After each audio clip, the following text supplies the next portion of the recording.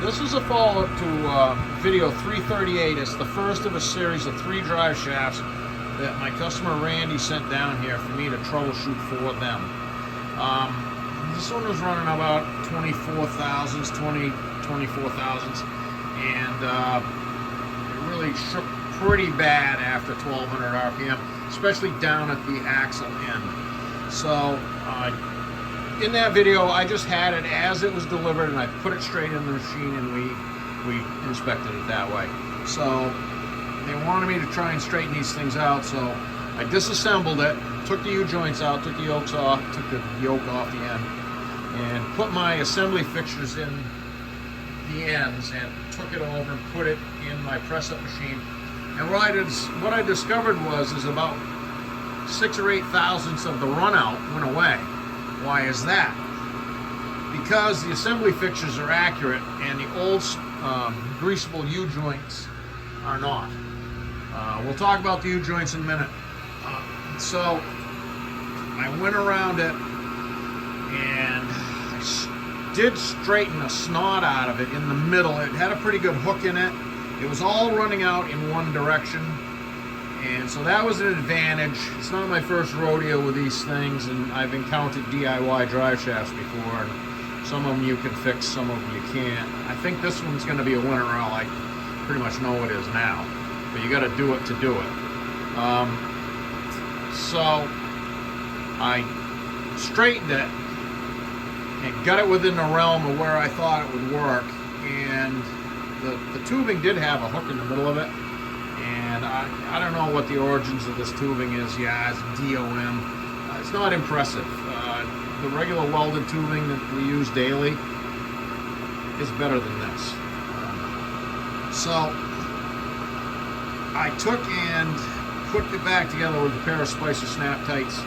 We'll look at the Spicer Snap things afterwards, but I'll spin this up right now. So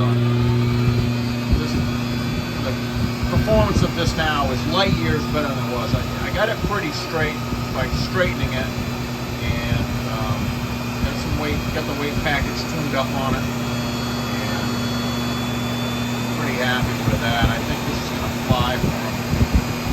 So that's about 3100, 3200 RPM. Zero at the transmission, dead flat zero. Zero at the rear axle. So I'm going to say that this is going to be a win for this guy, considering how it started out.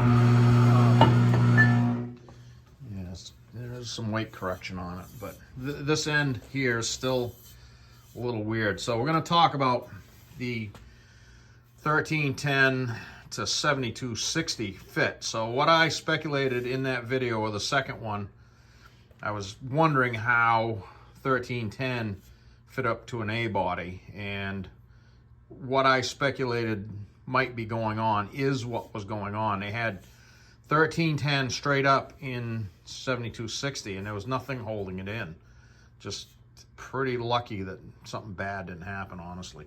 So I corrected that in this situation. It's real good, fortunate that 1310 to 7260 Spicer Snap Tight design U-joint exists. So you can see it down in there. That's internal clip now, and it's still 1310 here. So that fixed that.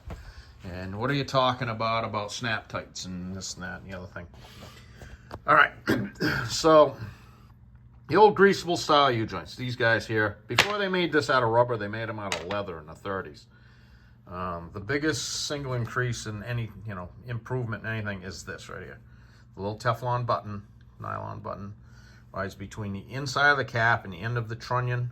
When this puppy is assembled, there is 0 end play. So you got to remember, if this thing has 3 thousandths end play, it can go 3 thousandths this way and 3 thousandths that way. So it's going in a 6 thousandths bigger orbit. If you're measuring with a sundial and a yardstick, well, then 6,000 doesn't mean anything to you. But this isn't, smash with hammers and, close enough kind of work. This stuff is down to the thousandths to get these to run right, and there you go. So this one is going to be, I'm going to say this is a win. And we're going to move on to this one and see what kind of little challenge that provides. So that will be next up.